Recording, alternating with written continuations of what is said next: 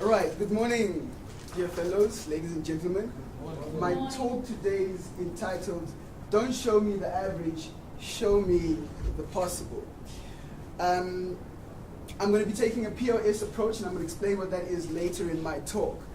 Just before we get into it, there's been a lot of discussions around academics using pictures, copyright issues, referencing issues. This is my disclaimer. Every image that I've used in here is in the public domain. It's royalty free. I don't need to reference it, besides a book cover which I have referenced.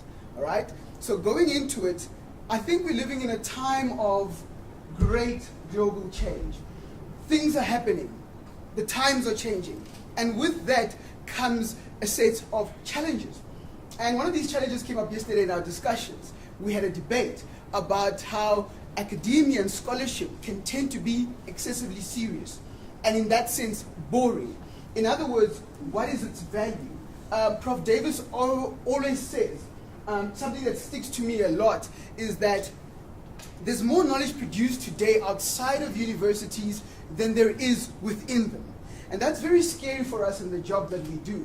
Because today, young kids with a cell phone device can access knowledge that a few years ago you had to get a degree in to know, right?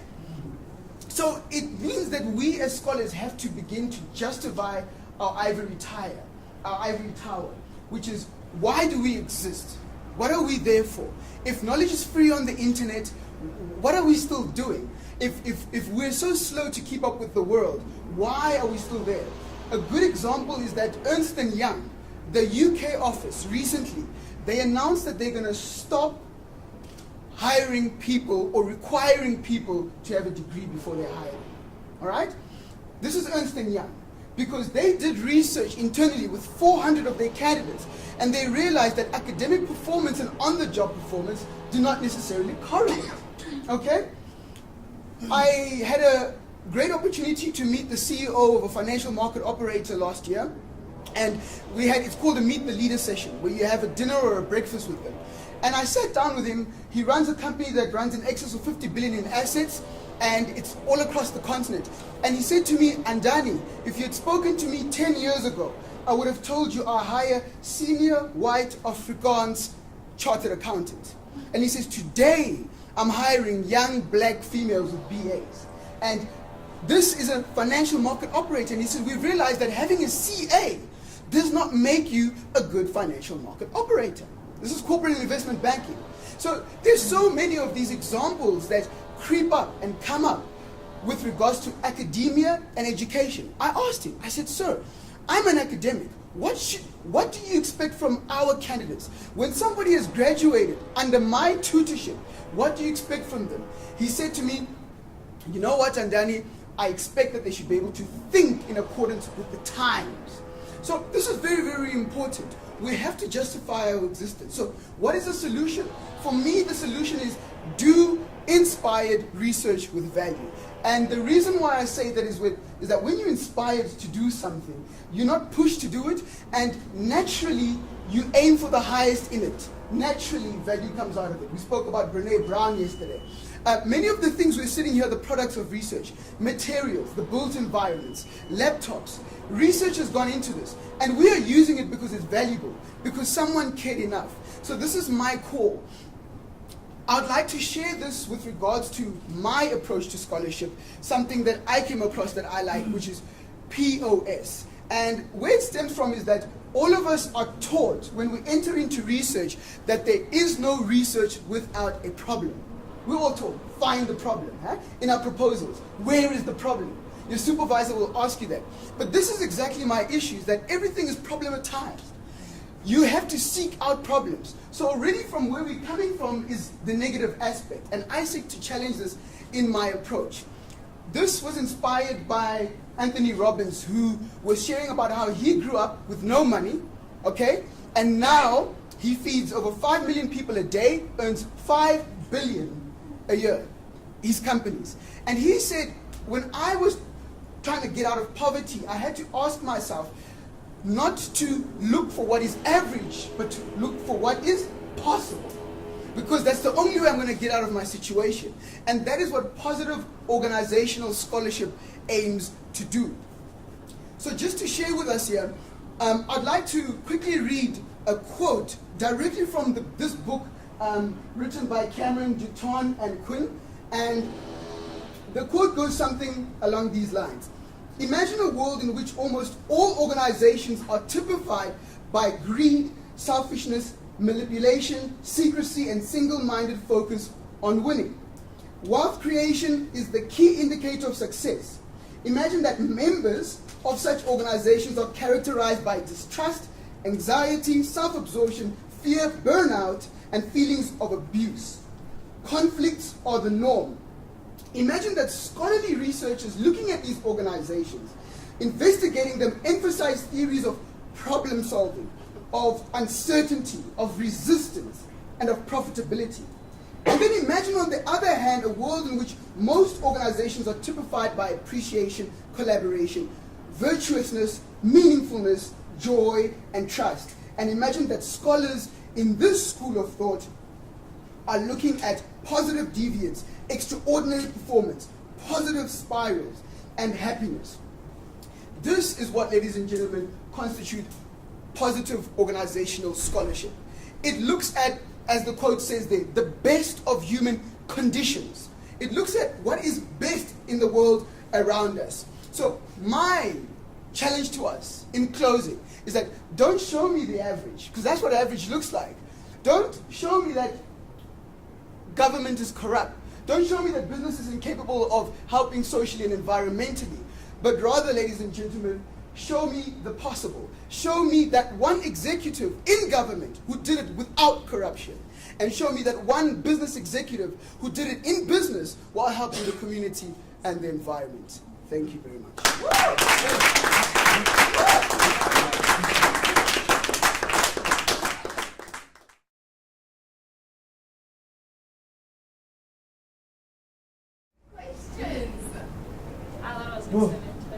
Can we correlate it to something debated of yesterday as well? Yesterday we spoke about boring research, right? And we found a possible alternative in the, I think it was a quote or something, or it was one of the solutions. Inspired research that has value. Maybe we should have that type of, and maybe that's why the UK office said, no, we don't want folks with degrees anymore. Because you folks are not inspired, your research is not inspired, you are not thinkers. Yeah. So maybe we just need, because there are folks without degrees who are very inspired and they can bring value, and they're actually thinkers.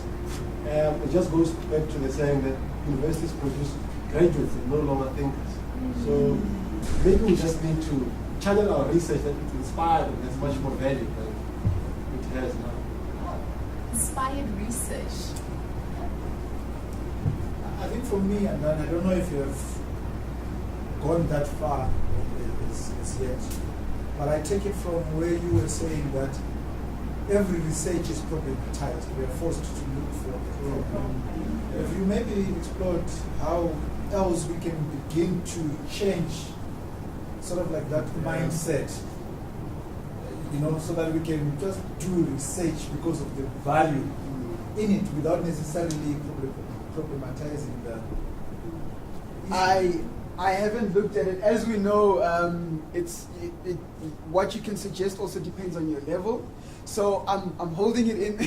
When I get to a position of influence, I will definitely raise it. When you're in a position where you can alter practices in how people write proposals, or once you are an editor of a journal, and you can then dictate what kind of papers you publish, then you can then set that trend. So as soon as I have the influence, I definitely will. Because maybe just to follow that, I think we need to start moving in that direction, because this is a different generation. So if we continue submitting to the same professors, well, I think each was raising a similar thing yesterday as well. If we continue submitting, it's almost as if like we're going to have to wait for them, all of them to die, and then I think Michelle and Itu wanted to say something. Okay, cool. Yeah, a good presentation. I would like to know, according to your presentation, what is the method or strategies can be used by a scholar toward the positive organization scholarship? Thank you.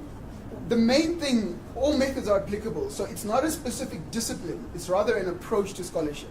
So all methods apply, but what you need to do as a scholar is look for what we call positive case deviance. In other words, this situation is bad, but here's one good case. So I know you in finance, risk, and banking, and you're looking at banks. So let's say you're looking at your study, profitability in banking. Let's say during the 2008 financial crisis, profitability was down for all banks.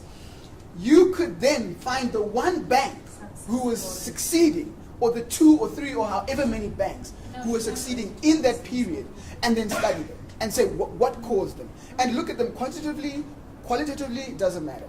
Anyhow, case study, doesn't matter. Thanks. What do I want to say?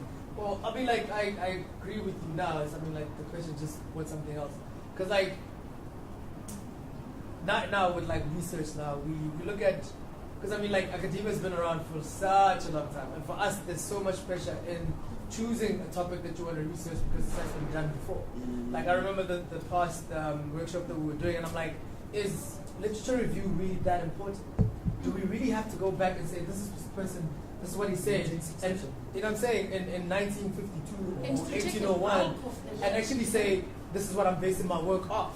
Why can't we start with the methodology and say, I'm going to study this bank because it done this, and then, or let's say maybe start with the positive things, so like, I think the conclusion to my study is, if you run your bank this way, this is how it will happen, and then you do methodology, and then you do conclusion, and maybe add literature at the end just to like support or and solidify a thing. Not a whole chapter. Exactly, yeah. So I agree with this. Like I really love it. So yeah. Can I throw a challenge? We know of disruptive technologies, technology that has disrupted the normal course of doing business. At least that's how I understand it. We can also come up with disruptive academics. Or academia to just disrupt how the way they exactly. and we come up with, like if I go to his presentation, Baloy's presentation. Different. Yeah, he's talking about putting things in a different approach altogether. And coming up with And better coming up results. with better results. Sure. What have you started, Andani? Hey, look at this conversation. Hey?